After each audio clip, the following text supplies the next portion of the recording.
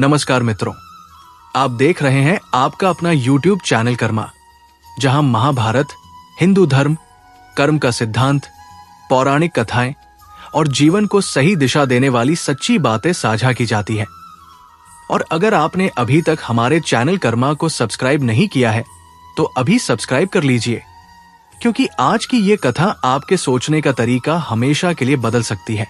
आज हम बात करने वाले हैं एक ऐसे विषय पर जिसे लोग बहुत हल्के में ले लेते हैं, लेकिन शास्त्रों में इसे सबसे गहरे पापों में गिना गया है, और वह है दूसरे के दुख पर हंसना, किसी की पीड़ा को मजाक समझ लेना, किसी के पतन को देखकर मन ही मन खुश हो जाना। मनुष्य अक्सर सोचता है कि उसने कुछ किया ही नहीं, बस हंस दिया। लेकिन हिंदू धर्म कहता है कि कर्म केवल हाथों से नहीं होता, कर्म मन और भावना से भी होता है। और जब कोई व्यक्ति किसी के दुख को देखकर आनंद महसूस करता है, तब वो अपने लिए उसी दुख का बीज बो देता है। महाभारत में द्रौपदी चीरहरण के समय पूरी सभा में बैठे लोगों ने या तो मौन धारण किया या भीतर ही भीतर हंसे। किसी ने सोचा नहीं था कि आज जो अपमान हो रहा है वही पूरे कुरुवंश के विनाश का कारण बनेगा। लेकिन कर्म का नियम मौन नहीं रहता, समय आने पर वो हिसाब जरूर करता है। गरुड़ पुराण में साफ लिखा है कि जो व्यक्ति किसी की मजबूरी, बीमारी, गरीबी या अपमान पर हंसता है, वो उसी कष्ट को कई गुना बढ़ाकर अपने जीवन या अगले जन्म में भोगता है। क्योंकि ये संसार केवल दिखाई देने वाली दुनिया नहीं है, इसके ऊपर एक अदृश्य शक्ति है जो हर भावना को रिकॉर्ड करती है। भगवान श्री कृष्ण गीता में कहते हैं कि जिस मनुष्य के हृदय में करुणा नहीं, उसे कभी स्थायी सुख नहीं मिल सकता, क्योंकि सुख का मार्ग दूसरों के दर्द को समझने से होकर जाता है। आज के कलयुग में लोग सोशल मीडिया पर किसी की असफलता का मजाक बनाते हैं, किसी के गिरने पर ताली बजाते हैं, लेकिन वे ये भूल जाते हैं कि ऊपर बैठा हुआ परमात्मा केवल कर्म नहीं, भावना देखता है, और भावना का न्याय सबसे कठोर होता है। रामायण में रावण ने ऋषियों और देवताओं के दुख पर हंसी उड़ाई। अपने बल और अहंकार में ये भूल गया कि हर कर्म का एक दिन फल जरूर मिलता है। और अंत में वही रावण युद्ध भूमि में अकेला पड़ा था। उसकी हंसी उसका सहारा नहीं बन सकी। हिंदू दर्शन कहता है कि पाप वही नहीं जो तुम किसी के साथ करते हो, पाप वो भी है जो तुम किसी के लिए मन में स्वीकार करते हो। और जब तुम किसी के दुख पर हंसते हो तो तुम उस दुख को अपने जीवन में आमंत्रण देते हो। इसलिए शास्त्र चेतावनी देते हैं कि कभी भी किसी के दर्द को हल्का मत समझो, क्योंकि आज जो व्यक्ति नीचे है, हो सकता है कल तुम उसकी जगह पर खड़े हो। कर्म का पहिया धीरे घूमता है, लेकिन बहुत सटीक चलता है। और जब वो घूमता है तो किसी की हंसी को किसी के आंसुओं में बदलने में देर नहीं करता। यही कारण है कि धर्म कहता है करुणा रखो, सहानुभूति रखो, क्योंकि जहां करुणा होती है वही पुण्य जन्म लेता है, और जहां पुण्य होता है वही ईश्वर का वास होता है। आप देख रहे हैं आपका अपना YouTube चैनल कर्मा, और अगर आपने अभी तक इस चैनल को सब्सक्राइब नहीं किया है तो अभी सब्सक्राइब कर लीजिए, क्योंकि जो सत्य आज हम समझने वाले हैं वो केवल कथा नहीं बल्कि जीवन का अदृश्य नियम है। पिछले भाग में आपने जाना कि कैसे दूसरे के दुख पर हंसना एक ऐसा कर्म है जिसका फल निश्चित है। अब यहां समझना जरूरी है कि कर्म का नियम कैसे काम करता है। हिंदू धर्म कहता है कि कर्म 3 प्रकार के होते हैं: संचित कर्म, प्रारब्ध कर्म और क्रियमाण कर्म। और जब कोई व्यक्ति किसी के दुख पर हंसता है, उपहास करता है या भीतर ही भीतर आनंद लेता है, तब वो क्रियमाण कर्म बन जाता है, जो धीरे धीरे संचित कर्म में जुड़ता जाता है और सही समय आने पर प्रारब्ध बनकर सामने आता है। महाभारत में शकुनी इसका सबसे बड़ा उदाहरण है। उसने पांडवों के वनवास पर, उनके अपमान पर, उनके दुख पर चालाकी से हंसी उड़ाई। उसे लगता था कि वो बुद्धिमान है, लेकिन उसने ये नहीं समझा कि बुद्धि जब करुणा से अलग हो जाती है तो वह विनाश का कारण बनती है, और अंत में वही शकुनी अपने पूरे वंश के नाश का कारण बना। हिंदू शास्त्र कहते हैं कि जो व्यक्ति किसी के गिरने पर खुश होता है, वो स्वयं अपने पैरों के नीचे की जमीन कमजोर कर लेता है, क्योंकि ब्रह्मांड संतुलन चाहता है, और जहां असंवेदनशीलता बढ़ती है वहां संतुलन बनाने के लिए दुख भेजा जाता है।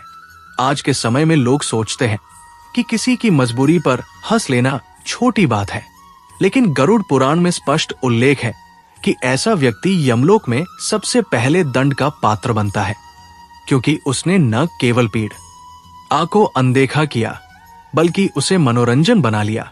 भगवान श्री कृष्ण कहते हैं कि जो व्यक्ति दूसरों के दुख से स्वयं को अलग समझता है वो अज्ञान में जीता है, क्योंकि आज जो पीड़ा किसी और की है वही कल तुम्हारी परीक्षा बन सकती है। जीवन में कई बार आपने देखा होगा कि जो लोग दूसरों की गरीबी, बीमारी या असफलता का मजाक उड़ाते हैं, वही लोग अचानक ऐसी परिस्थिति में फंस जाते हैं जहां कोई उनका मजाक नहीं उड़ाता बल्कि उन्हें अकेला छोड़ देता है। यही कर्म का मौन उत्तर होता है। रामायण में कैकेयी का उदाहरण भी यही सिखाता है। जब दशरथ के दुख पर उसने अपने स्वार्थ के लिए कठोरता दिखाई, तब उसे ये अंदाजा नहीं था कि वही निर्णय उसे जीवन भर अपराध बोध और मानसिक पीड़ा में जकड़ देगा। शास्त्र कहते हैं कि दुख पर हंसने वाला व्यक्ति भीतर से धीरे धीरे पत्थर बन जाता है, और पत्थर चाहे कितना भी ऊंचा क्यों न बैठा हो, एक दिन नीचे गिरता जरूर है। इसलिए धर्म बार बार यही सिखाता है कि सहानुभूति दिखाओ, क्योंकि सहानुभूति केवल सामने वाले को राहत नहीं देती, वो तुम्हारे भविष्य की रक्षा भी करती है। जब तुम किसी के दुख में चुप रह जाते हो, उसे समझते हो या कम से कम उसका उपहास नहीं करते, तब ब्रह्मांड इसे पुण्य मानता है, और वही पुण्य कठिन समय में अदृश्य ढाल बनकर तुम्हारे साथ खड़ा होता है। लेकिन जो व्यक्ति हंसी उड़ाता है वो उस ढाल को स्वयं तोड़ देता है, और यही कारण है कि कई बार बिना किसी स्पष्ट कारण के जीवन में अचानक दुखों की श्रृंखला शुरू हो जाती है, क्योंकि कर्म को कारण बताने की आवश्यकता नहीं होती, वो केवल फल देता है। आप देख रहे हैं आपका अपना YouTube चैनल कर्मा, और अगर आपने अभी तक इस चैनल को सब्सक्राइब नहीं किया है तो अभी सब्सक्राइब कर लीजिए, क्योंकि ये केवल एक वीडियो नहीं बल्कि जीवन को सही दिशा देने वाला सत्य है। अब अंत में हमें ये समझना आवश्यक है कि पाप और पुण्य का रहस्य वास्तव में क्या है। हिंदू धर्म कहता है कि पाप कोई तात्कालिक सजा नहीं और पुण्य कोई तुरंत मिलने वाला पुरस्कार नहीं है। ये दोनों आत्मा की यात्रा के पड़ाव हैं। जब कोई व्यक्ति दूसरे के दुख पर हंसता है, किसी के अपमान को मनोरंजन बनाता है या किसी की असफलता को अपनी जीत समझता है, तब वो अपने भीतर एक ऐसा संस्कार पैदा करता है जो धीरे धीरे उसकी संवेदनशीलता को समाप्त कर देता है। और शास्त्र कहते हैं कि जिस मनुष्य के भीतर करुणा मर जाती है, वहां से उसका पतन शुरू हो जाता है, चाहे बाहर से वह कितना भी सफल क्यों न दिखाई दे। महाभारत के युद्ध के बाद जब गांधारी ने श्री कृष्ण से पूछा कि मेरे पुत्रों का विनाश क्यों हुआ, तब श्री कृष्ण ने उत्तर दिया कि जब अधर्म पर हंसी आती है और धर्म पर मौन रहता है, तब विनाश निश्चित हो जाता है। यही पाप और पुण्य का सबसे गहरा रहस्य है।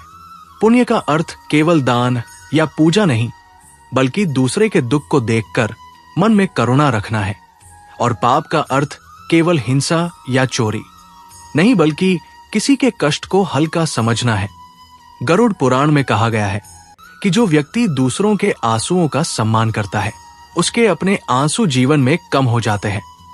लेकिन जो व्यक्ति दूसरों की पीड़ा का उपहास करता है, उसके जीवन में बिना कारण दुख प्रवेश कर जाते हैं, और वो समझ भी नहीं पाता कि ये क्यों हो रहा है।